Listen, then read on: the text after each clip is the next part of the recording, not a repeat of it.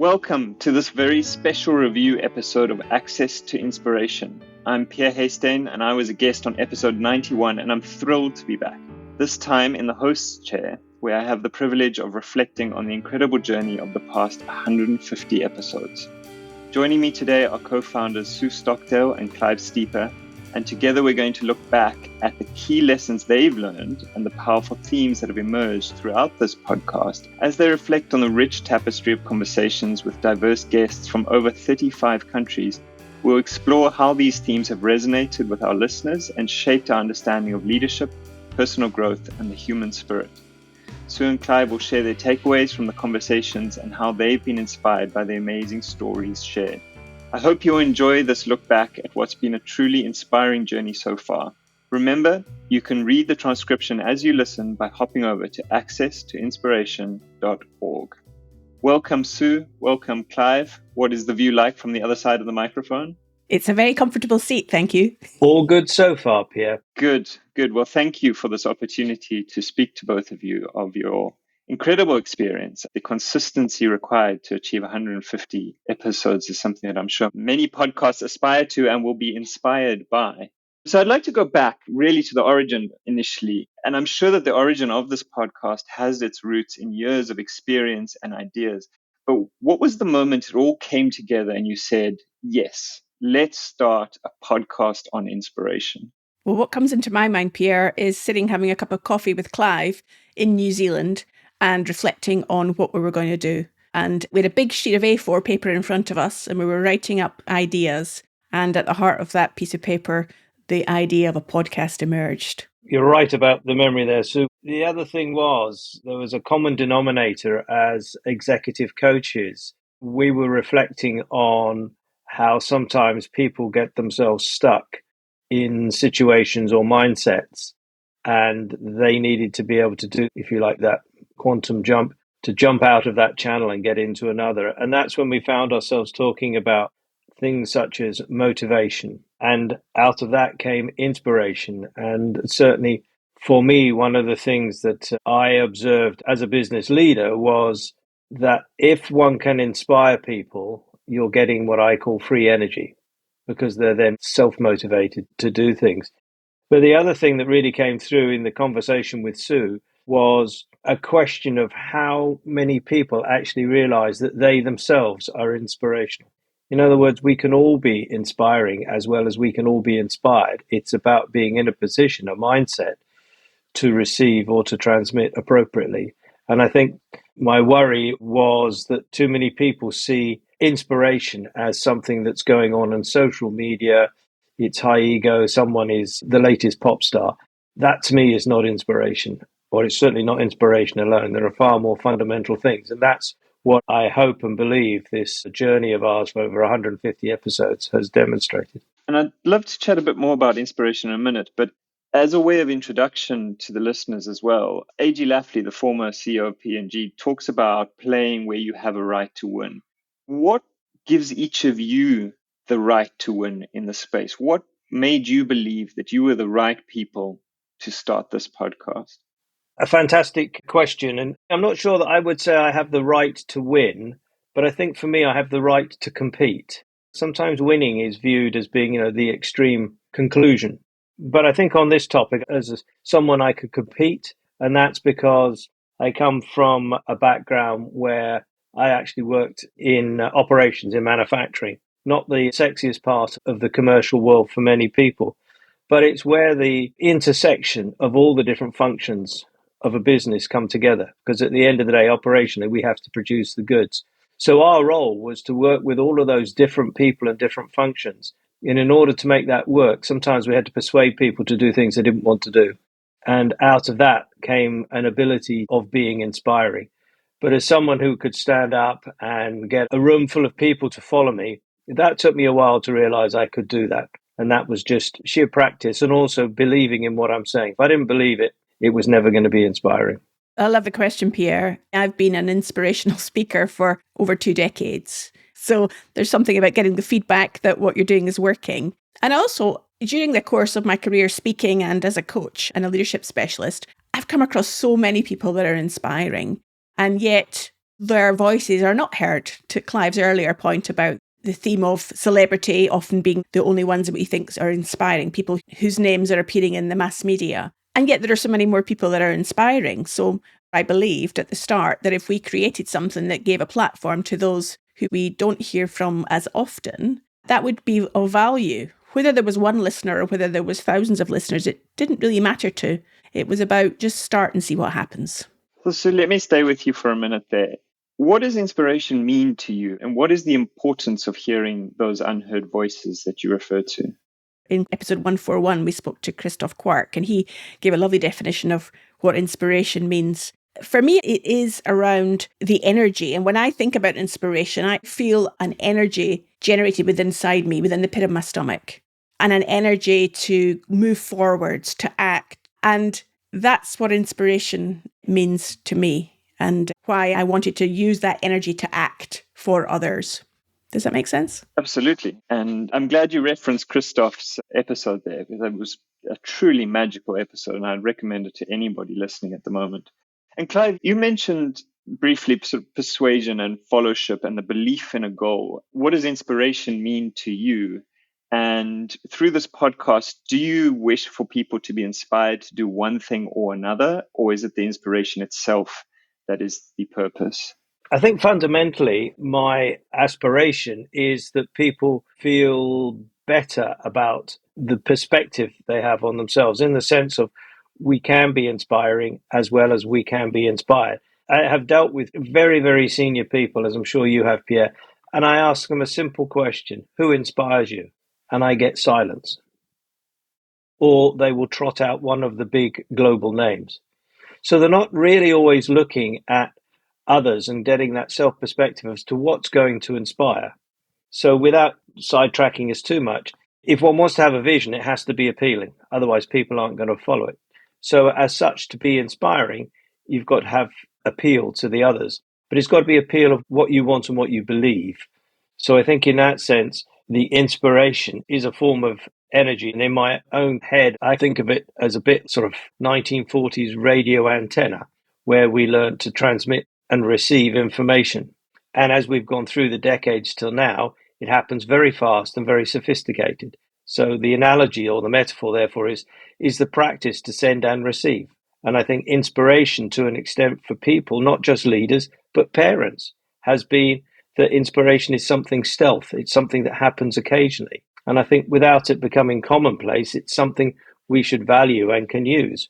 If you allow me a reflection on the many episodes I've heard in your podcast as well, I think both of you are saying similar things, and something I've seen in all your guests is that what's amazing about your podcast is that it is so broad and that the guests are so diverse that it doesn't stick to one activity, one area, or one topic. But when you listen to them all together, what really comes across very strongly, and it reflects in what you're saying, is this inspiration to be a better version of yourself, this inspiration to live a fuller life. And that's certainly what really touches deep inside of me when I'm listening, is it's often just a kick in the butt to say, just check that you are living the life you want to live and be the person you want to be, regardless of how each of us define that or what we aspire to.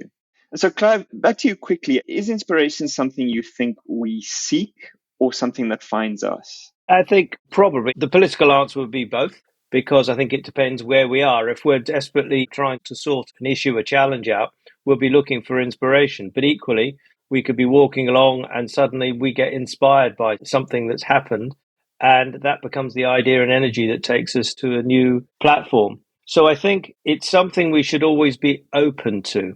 So it's back to my little antenna metaphor. The more that we are open to considering other things, it can be useful. I mean, often, even with Sue, I'll have some fascinating conversations that sometimes the water's getting a bit hot. And it's because I come from a background of innovation where things have never been made before. So I will consider ideas that some others might think are left field. They're out of the realm of what we're talking about. But out of that can come the inspiration for a different idea that could lead to the solution. So there's an open-minded element to things, whereas others may come from a fairly logical, experiential based, no, we do this, repeat slowly, go slightly over the edge and we'll get a bit better. Whereas I'll take a leap and try something different. But I think the other thing, and I absolutely feel sort of grateful and humble by what you just said in your summary, Pierre. And one of the things perhaps to add into it, because as well as Christoph's podcast, the other one I found really interesting in this area is with Kevin Chapman, who talked a bit about brain science, the neuroscience, and what's the chemistry that's going on in our brains, and with what we can now do to see and understand that and help people to then look at how they're preparing themselves and why prepare in that way. And I think, therefore, there are things we can do to contribute to being more inspiring, but that doesn't guarantee us that we will be inspiring. But it does, to your point, put us into a more positive mode. And I think the more positive elements we have in our fuel tank, the less negatives we'll have, the better we'll be. That's lovely. And it reminds me when you pose that question to senior leaders of who or what inspires you. I know for me, I struggle with that question as well. And it's often not a person or a career or a figurehead, but rather moments or small acts of different people, or like you say, snippets of a conversation or an idea or a behavior or trait of someone in a moment that can be truly and deeply inspiring as well. Sue, how would you describe, based on your own experience and the guests that you've had in the show, the difference between being inspired and being motivated? Oh, you give me all the difficult questions, Pierre. Thank you. The way I define it is motivation comes from a motive for action. So in my mind, that connects to purpose. So when any of us get clearer about our purpose, it gives us a motive for action. And that can be in a simplistic level, as in, from a child's perspective, if I want to get an ice cream and that's my purpose, how do I nag my parents to give me the money to buy an ice cream? That could be motivation. Inspiration is the element to which Clive was just referring earlier, is about external. It's something that comes outside of us to generate some fuel within. So a beautiful sunset, a piece of art, a conversation with somebody. I mean, I've had 150 moments of inspiration having the privilege to speak to all our fantastic guests. And every single time I leave the conversation with a nugget of inspiration that causes me to look at the world differently and look at myself differently. And those things are coming from the outside, from within. And they may be giving me also motivation to act, to have a greater clarity about my purpose. It's all back to this kind of energetic sense. Let me ask a hard question to Clive then. I think some people just seem to live inspired. They have that go-getter attitude. And that in itself can be inspiring, but it can also be a bit intimidating and lead to despondency in others. And a feeling perhaps of, that's not me. The inspiration train left me on the platform and it went. Clive, do you think it's necessary to be positive, to be inspired? Or what would you say to someone who is struggling to access inspiration? Inspiration is not all about being positive. Inspiration is about that enthusiasm. It's that energy. It's a way forward. It's a solution. It can be a crack of light that just shows you, okay, that's the direction to go. So I think you're right to ask us to explore inspiration in that broader context. If we think of executive coaching and young coaches are starting out, they often want to hear that aha moment from the person that they're coaching. And they're almost scoring themselves on their coaching sessions on the, have I got an aha moment? And sometimes it isn't an aha moment, but the person, the coachee, will have gone, I might just think about that a bit later on. So we don't necessarily know it. So I think there is a risk that inspiration can seem to be some big neon light Hollywood sign, whereas actually it could just be the little seed corn of something that takes you forward. And in that sense, it's how you nurture it. So I think, you're opening the door for us to have a sort of deeper, fabulous conversation about the use of inspiration, because I was just reflecting as Sue was talking there, is that inspiration in one sense is a treasure.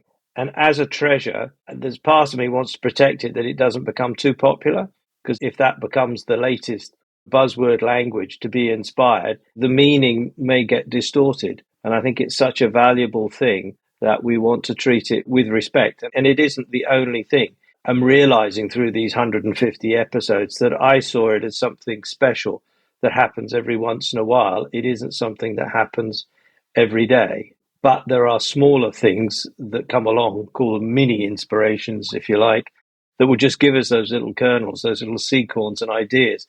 And it's a bit like gardening. You've got to put them in the ground, water them, look after them, see how they grow. And it may take a while. A fun exercise that I learned many years ago when I was doing a neuro-linguistic programming training course, NLP. We were working in pairs, and the partner span you around with your eyes closed, so you were disorientated. Before you got spun around, you were thinking about a problem or an issue that was on your mind. And then when you opened your eyes, you were to see whatever was in front of you and think about, how does this relate to my problem or situation, and what can I learn from it? And I remember being spun around and then looking at a telephone, old-fashioned telephone with a telephone cable. And it was the curly cable of the telephone that gave me inspiration for a way of solving my problem. And I'll never forget that, because it was such a simple exercise.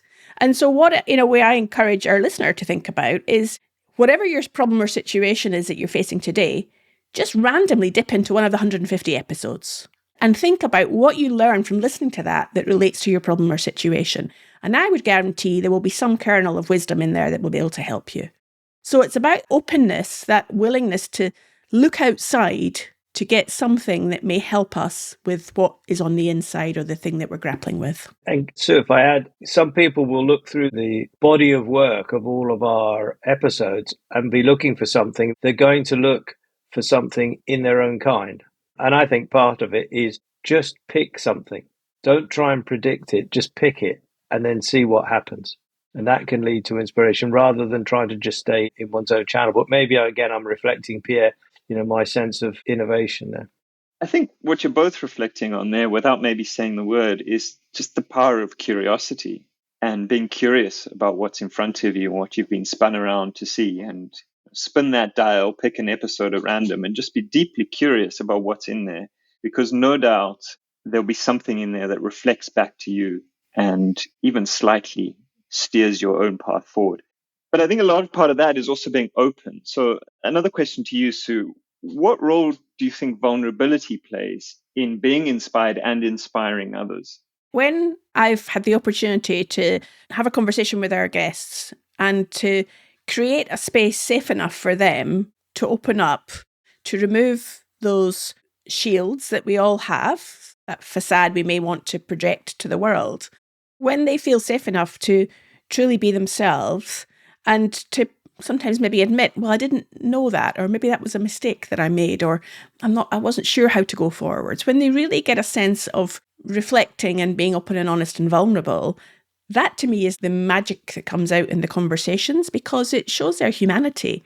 And that is what any listener connects to. It certainly connects to me. So I know as a podcast host, my job is to create that safe enough environment, and very often not to have such a clear agenda that is going to drive the conversation in a particular direction, because it's in the openness, just as you're ably demonstrating in your role as host today, Pierre. It's in the conversation. It's taking people to new spaces of thinking and reflection. When they do go into that unknown, that is when I think the magic happens. So for any of us in any context, how do we manage our judgments? Judgment can be helpful. It helps us to narrow down decision making very often. We can be quick to judge to move forwards. But it's also a hindrance, because it does stop openness and curiosity. So how do we remain open, curious, and interested enough in the other person that they can see themselves reflected in what they're saying? And that is when the wonderful humanness comes out, that I think is partly getting through that vulnerability to get there. One other thing to add to the wisdom that Sue has just given us is, with what you were saying, Pierre, about curiosity, people just dipping into a podcast and listening, is they can be open to that and do it in the comfort of their own space. It's safe. Nobody will know. So in that sense, what would be the reason not to do it? Often people don't want to be curious in case they make a mistake. They ask a silly question. This is all private, personal. It's their time. They can just dip in, listen, and then move on. It's a wonderful opportunity.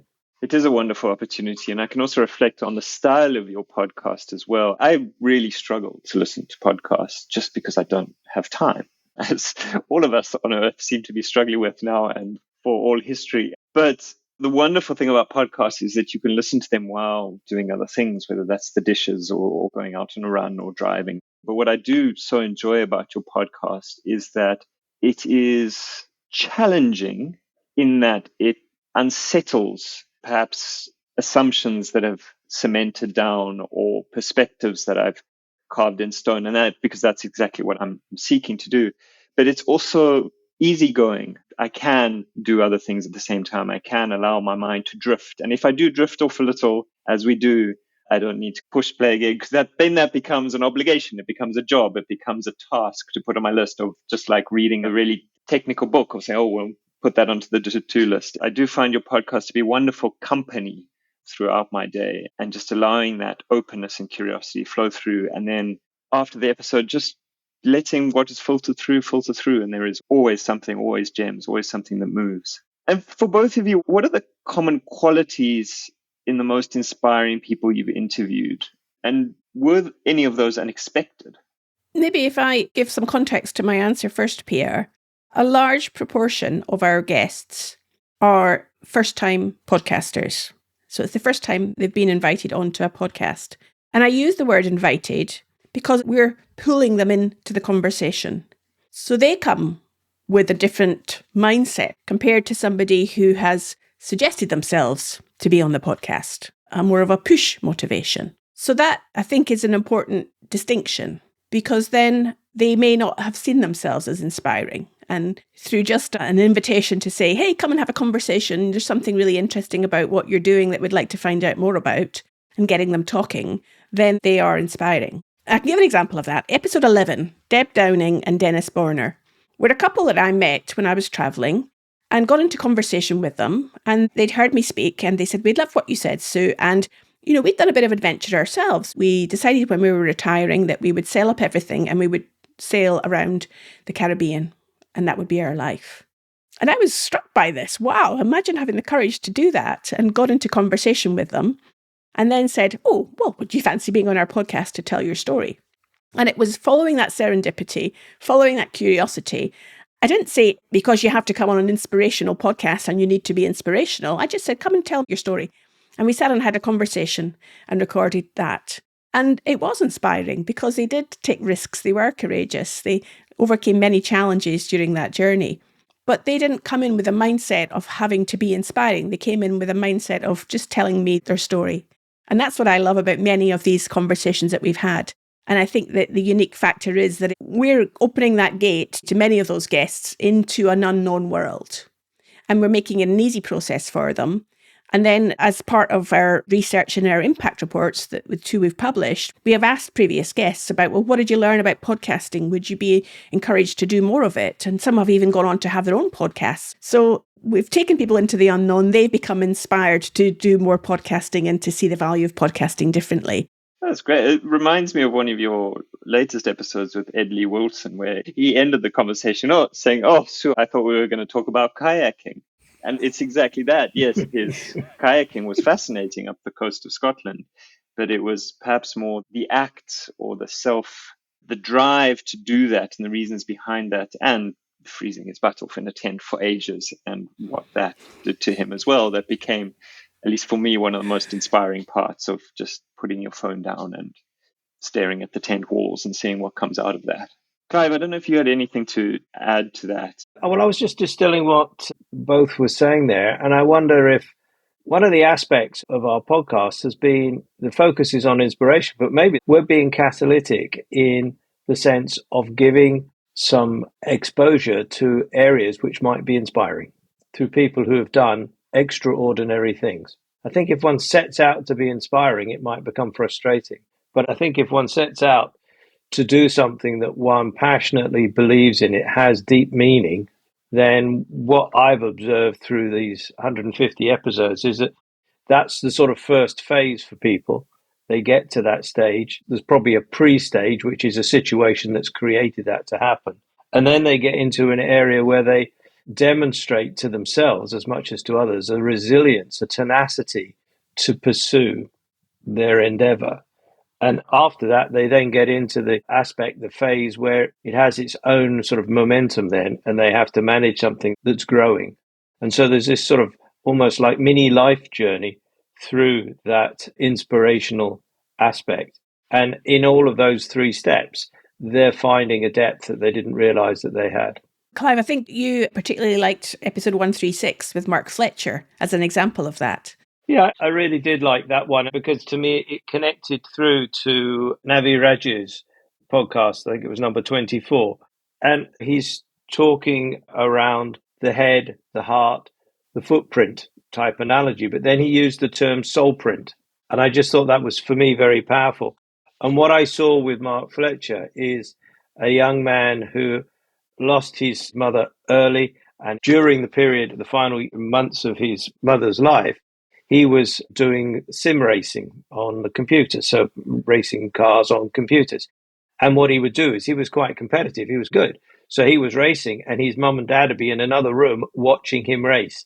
And his mum absolutely loved it. So in grieving and coming out of his mother's passing, he created an esports team. Altitude 3M is the name of the team. And he has now brought into that team a number of young people who are forming that organization that creates the team's success, from communications to coaching other drivers. And they now have a stable of drivers, some of who are actually professional racing drivers in the real world.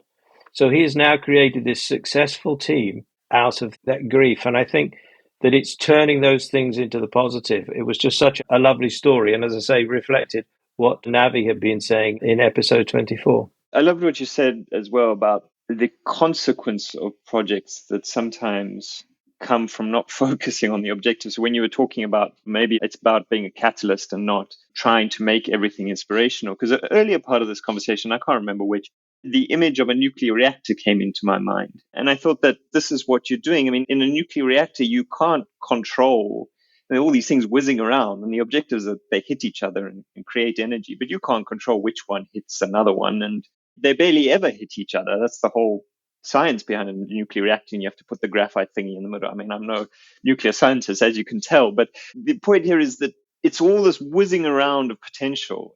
And the best you can do is create the environment for that, because you really never know what's going to hit home for someone.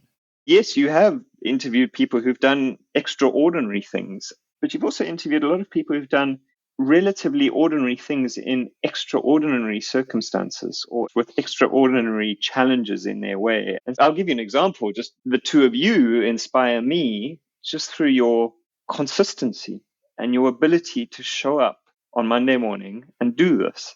Because podcasting is extremely difficult.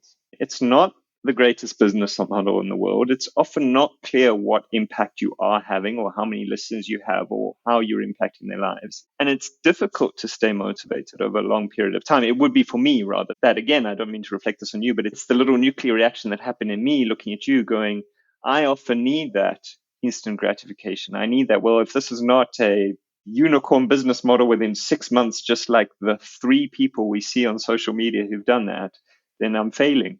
And the two of you inspire me to make me remember, no, actually just showing up on Monday morning and keep creating that environment is what's needed, and things will come of that. And I find that extremely inspiring, where other people might look at that and say, oh, well, that is an ordinary act, but it's an ordinary act that certainly inspired me. And that's the richness, I think, in the breadth and the extent of the episodes you have.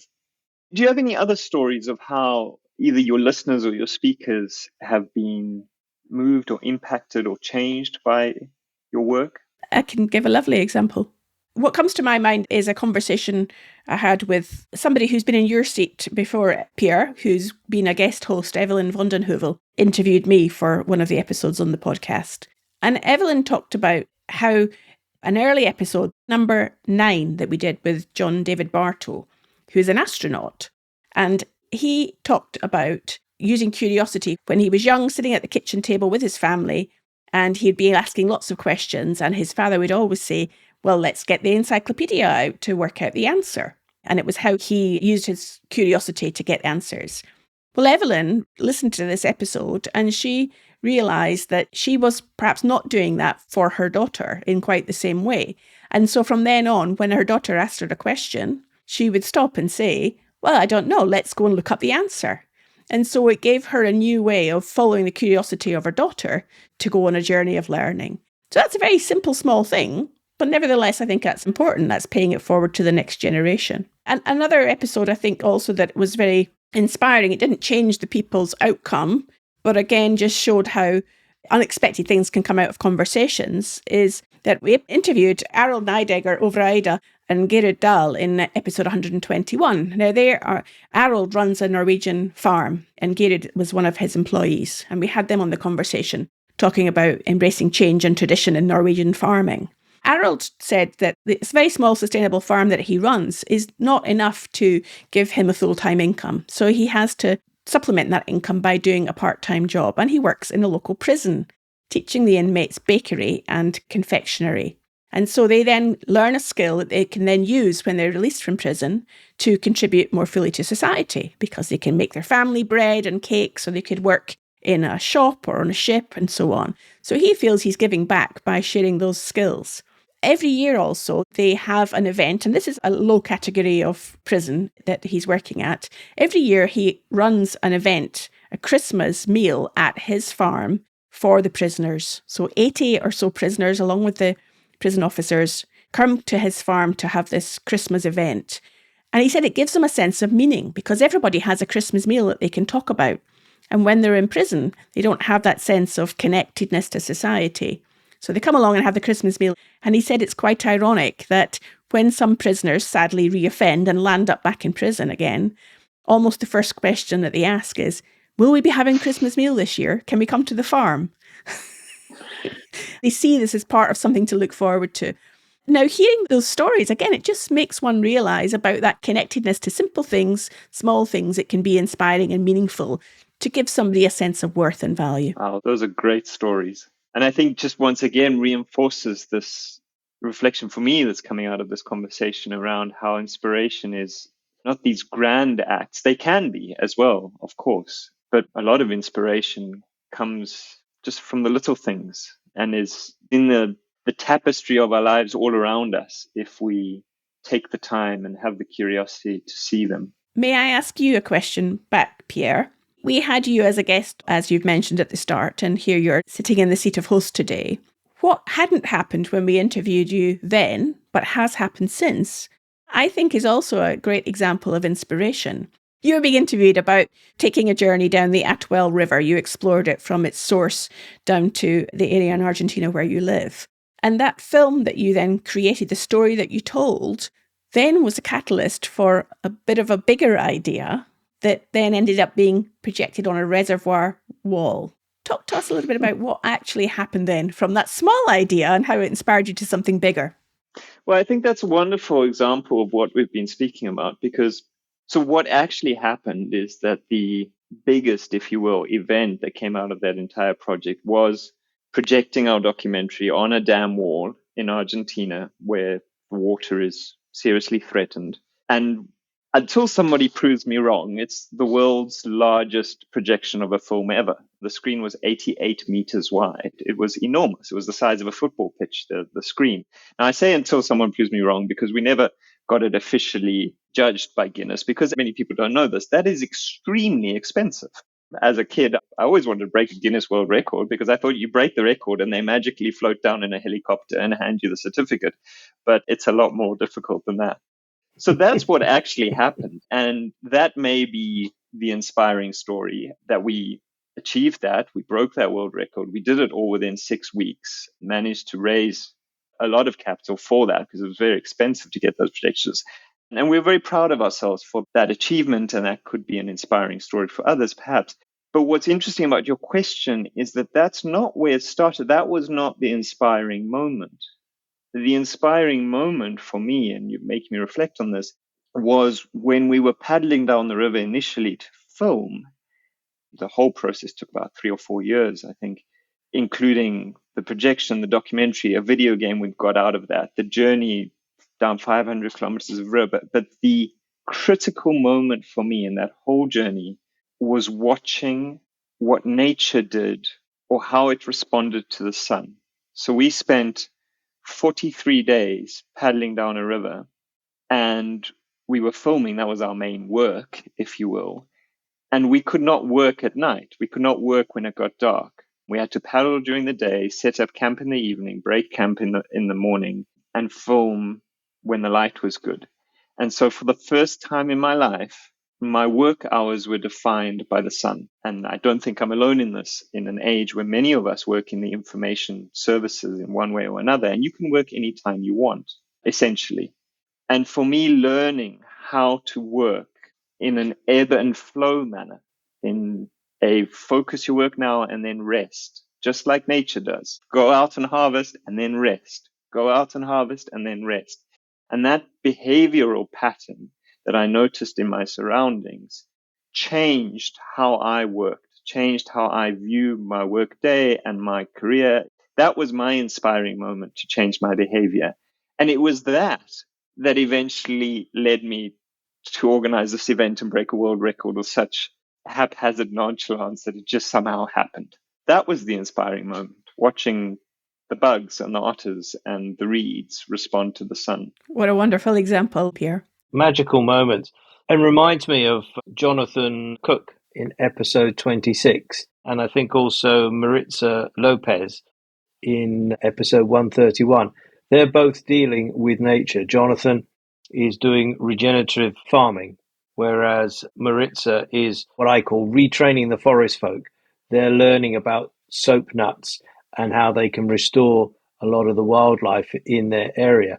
This is not something that happens overnight. It's not that modern day instant effect. It's something that they've had to progressively go through, deal with the highs and lows of climate, but they have a determination and a belief in what they're doing that it's really inspiring and just shows how sometimes we have to think of this as a long game. As you say, you have that one image and it carries you all the way through. And I think if I'm right, Sue, when we had the conversation with Mick Dawson, who rode the Pacific from Japan to San Francisco in 6+ months it took him. There was two of them and they rode 2 hours on, 2 hours off every day of every week of every month, irrespective of the weather. And I said to him at one point, what kept you going through all of that time? And he said, I had this image in my head of rowing underneath San Francisco's Golden Bridge. So whenever it got tough, I said, I am going to see the underneath of that bridge. And that's what held him together for that 6+ months. And he had some real highs and lows. He lost his father whilst he was crossing the Pacific and had a few dark days. But again, his teammate carried him through that. But this image is what fueled him the whole way through. I think what we're talking about here in these different examples is longevity, and that success doesn't happen overnight. It takes time. Let's talk about longevity and that end goal, perhaps paddling under the bridge or otherwise. Your project, I think, is characterized by longevity. You've already done 2 impact reports, 150 episodes. I don't know how many seasons that translates into, but you've been doing this for a while. And you couldn't have done that without it having some impact on you and the project. So, first of all, how have the stories you've heard from listeners, the feedback you've gotten from your community, changed the purpose of the podcast itself? Well, a couple of things to add into the question, Pierre, is because we have been willing to, a bit like you paddling down the river, go with the flow. We started off, and as we went along and after a few series, speaking to amazing guests, we thought, how about if our guests hosted episodes? And we then had a whole series of guest-hosted episodes. That was us evolving what we were doing and changing. And then we thought, well, what if we partnered with another organisation that we could then co-produce a series together? So we partnered with the Royal Scottish Geographical Society and had some amazing guests in that series. So we have evolved things as we've gone. And then we thought, how do we know whether this is working or not? How do we evaluate the impact we're having? Let's produce an impact report.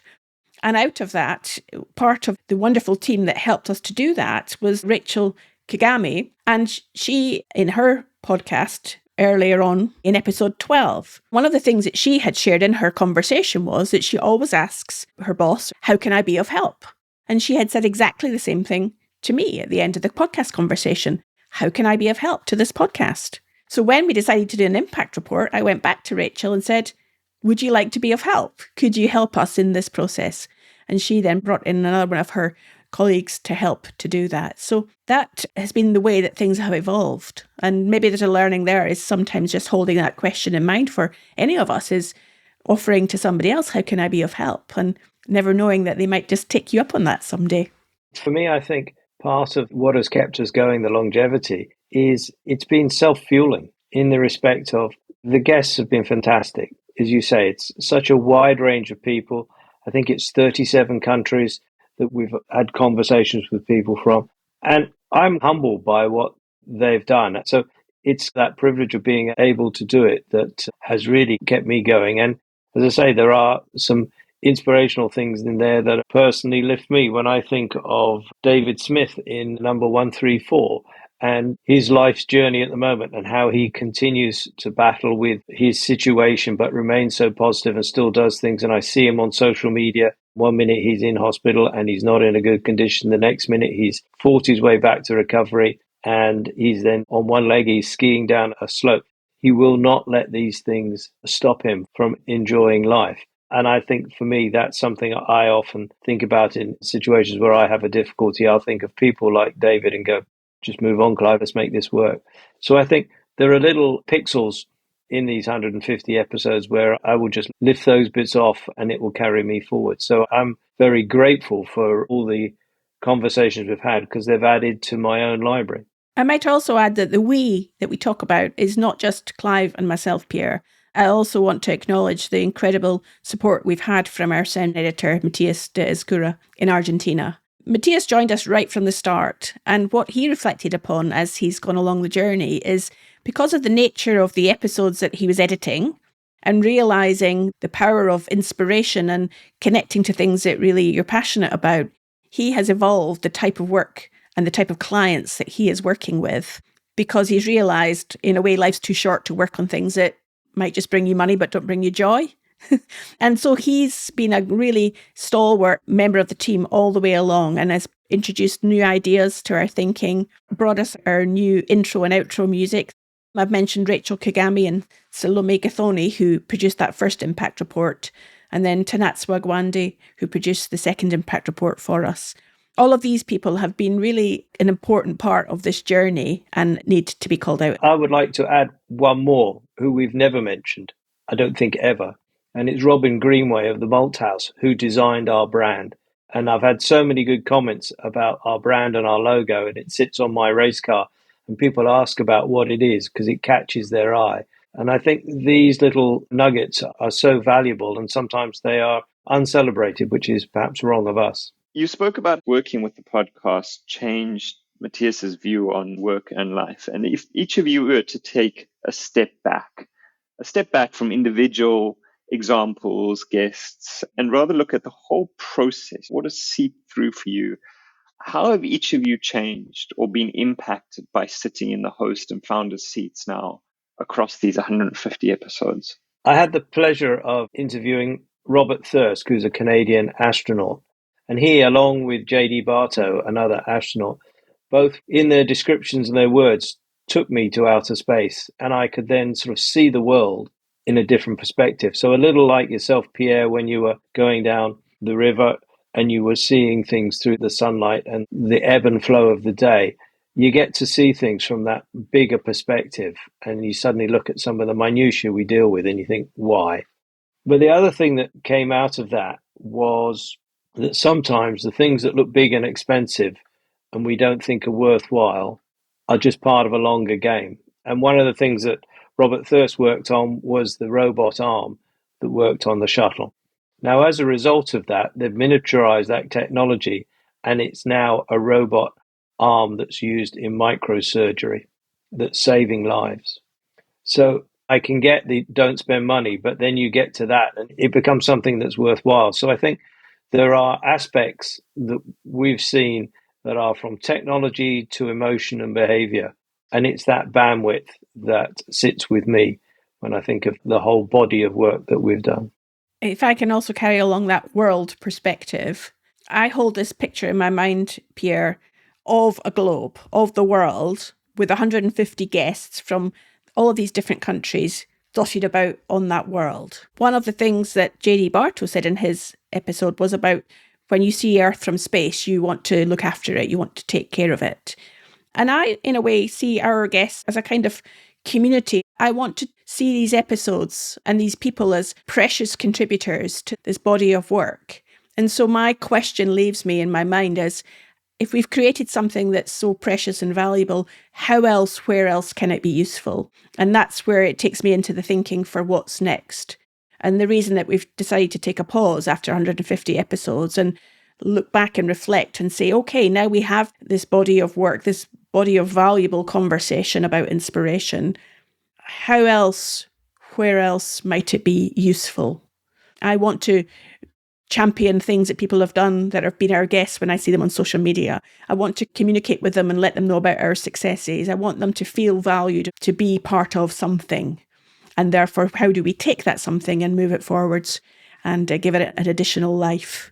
That's where longevity would be really important for me, that this has more than just a life of 150 episodes. Indeed, it is a body of work, but more than that, it's a body of human experience. And we all know how powerful it is to be fed by and inspired by human experience and to be able to relate to that. I think that's a wonderful world image. So what next? Looking ahead, what possibilities are you most excited to explore going forward? And that may be another 150 episodes. It may be an entirely different kind of evolution of this body of human experience. What are you both excited about? What drives you to keep moving it forward? It is a question I'm wrestling to find the clear answer. I think, as we've heard today, Sue does an outstanding job as podcast host, and people enjoy those podcasts. So there is a temptation to say, let us do more. But then part of that could be read to be, then that's falling into a category of entertaining. I think there is another part of this aspect, to pick a couple of the words we've used, the catalyst, the inspiration, the storytelling, the reflections. These elements, I think it's trying to find a way that we can use some of this body of work that can help to inform. So there are aspects of inspiration that perhaps could serve a purpose in society today. I don't know those answers, but I think talking to people who are eminent and working in those areas and offering this body of work, which isn't theoretical, it's practical and real. It's what people have lived, it's what people are doing, and seeing how that work could be used would be fascinating. And I would add to that, I'm going to put it out to the listener. Listener, if you're listening to this and you've enjoyed our body of work so far, where else could it be useful? Please let us know. Please inform our thinking, because this isn't just a team venture here. I'm putting it out to the world and saying, how could it be of value? And I'd love to get some input back. And I 100% know that when we trust often in asking the question that dare not be asked is when we get the most amazing answers. Well, thank you. Thank you to you both for this wonderful conversation. I think it's testament to your podcast and to the work you do, just how it never ceases to amaze me how powerful conversations are. I had obviously scripted some of these questions and some of them not. But above all, I had come in my role today to be of service to you.